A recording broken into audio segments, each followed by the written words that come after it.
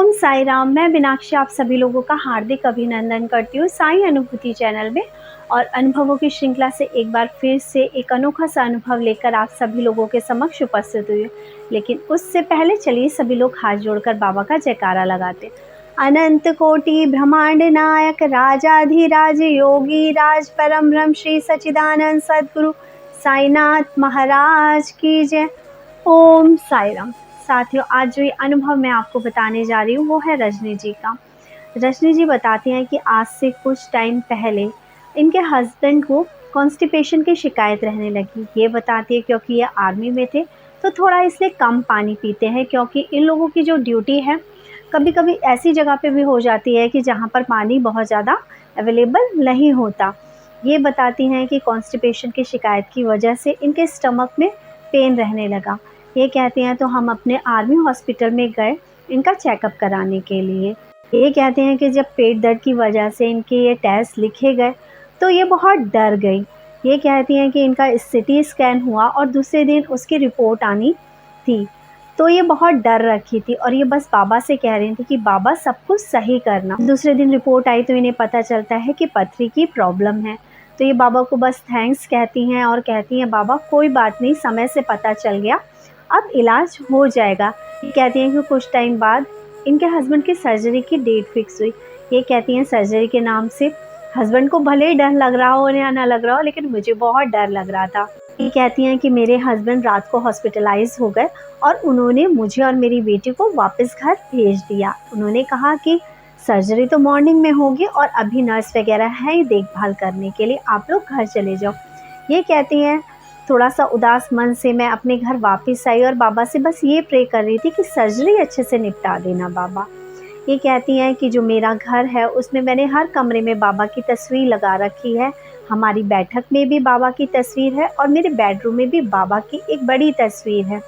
मैं हर कमरे में बाबा की तस्वीर शायद इसीलिए लगाती हूँ कि मुझे लगता है कि मैं बाबा की नज़रों के सामने रहूँ और बाबा हमेशा मेरे पास रहें। ये कहती हैं रात को जब मैं लेटी उसके बाद मेरे मन में ख्याल आया और मैंने बाबा के पैरों में एक चिट लिख के चिपका दी। ये कहती हैं कि उस चिट में मैंने लिखा था कि बाबा आप मेरे परिवार की हमेशा रक्षा करना, मेरे बच्चों की, मेरे हस्बैंड की, मेरी माँ की हमेशा रक्षा करिएगा, हमेशा हमारे साथ रहिएगा। ये कहती हैं उस चिट को लगा के और बाबा का नाम सिमरन करते करते मेरी आँख लग गई और मैं सो गई। मैं जब सुबह उठती हूँ तो मैं क्या देखती हूँ, जो वो चिट है वो पलट कर बाबा के चरणों पे पूरी तरह से चिपक गई है। ये कहती हैं कि ये देखती हैं कि ना तो कोई खिड़की खुली थी ना दरवाज़ा खुला था, क्योंकि ये जम्मू में रहती हैं और वहाँ पर अक्टूबर के टाइम पर काफ़ी ठंड थी। ये कहती हैं हवा आने का तो कोई सवाल ही नहीं था। ऐसा लग रहा था किसी ने स्पेशली उस चिट को हटा के वहाँ से बाबा के चरणों में लगाया है। ये कहती हैं यह देखकर ये थोड़ी सी अचंभाकृत हुई और उन्होंने अपनी मेट को और अपनी बेटी को आवाज़ दी और बस उस चिट को देखकर इन लोगों ने तेज़ से बाबा के नाम का जयकारा लगाया, ओम श्री साई नाथाय नमः। और उसके बाद ये बोली कि बाबा मुझे समझ आ गया कि आप हमारे अंग संग हैं, अब जो सर्जरी है मुझे पता है अच्छे से हो जाएगी, क्योंकि मेरी जो मनोकामना थी वो इच्छा थी वो आपके चरणों में स्वतः ही आ गई है।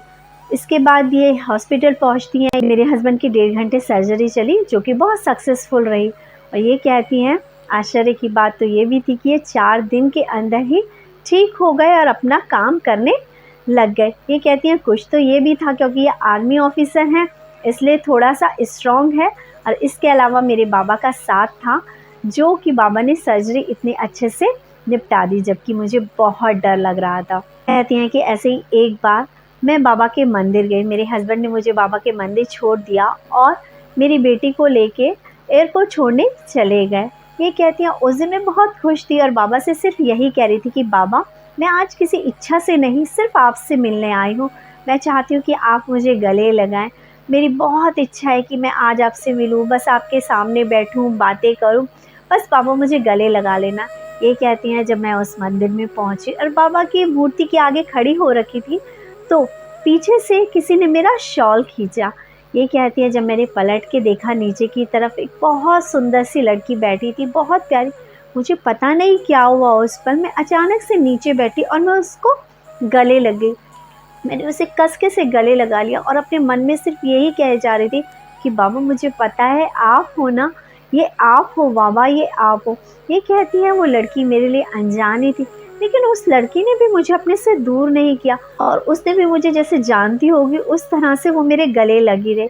आप यकीन नहीं मानेंगे कि मुझे कितनी शांति मिली। मुझे ऐसा लग रहा था कि आज मेरे बाबा ने ही मुझे आलिंगन किया है, आज मेरे बाबा ने ही मुझे अपने पनाह में लिया है। ये कहती है मेरे मन की बेचैनी को कितनी शांति मिली, शायद एक्सप्लेन करना बहुत मुश्किल है।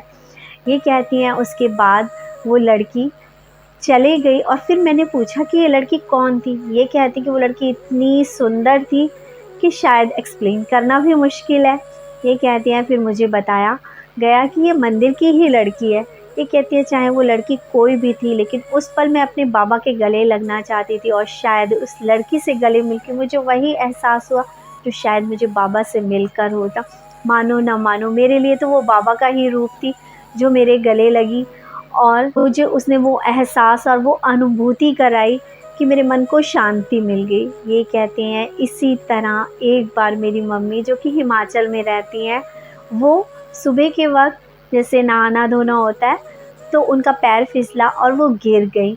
मेरे मम्मी के काफ़ी चोट आ गई और कहती हैं कि मेरे मम्मी के ब्लड क्लॉट्स बन गए, तो न्यूरोसर्जन की ज़रूरत थी। मेरी भाभी ने मुझे फ़ोन किया, जैसे ही हमें पता चला कि मम्मी की इस तरह से हालत है, हम लोग निकल पड़े और रास्ते में मैं सिर्फ रोती हुई जा रही थी कि बाबा रक्षा करना, बाबा मेरी मम्मी को कुछ हो ना जाए। मेरी बेटी बार बार मुझे सांत्वना दे रही थी कि मम्मी आप परेशान मत हो, बाबा है ना हमारे साथ, सब कुछ सही हो जाएगा।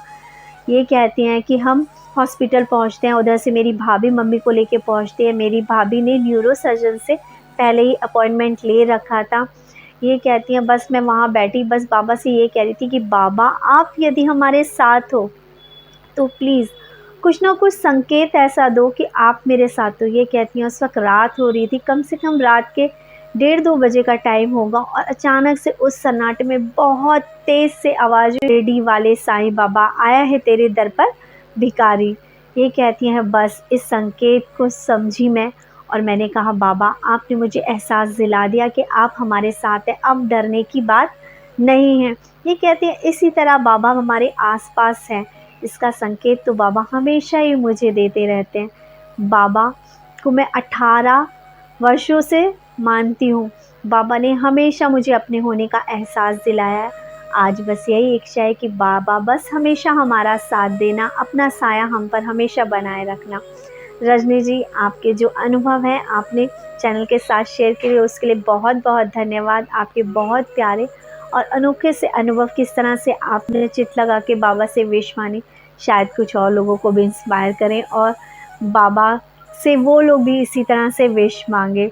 हो सकता है ना जाने कौन सा भक्त कौन सा अपना अनुभव ऐसा बता जाए जिस प्रेरित होकर कोई दूसरा कोटि भी बाकी उसी से प्रार्थना करे और बाबा उस भागी भी इसी तरह मुराद करें। रजनी जी की करी इनके हजार जो ऑप्शन था सफल हुआ, की तबीयत हुई और बाबा मिलने का आलन का जो एहसास इन्हें हुआ।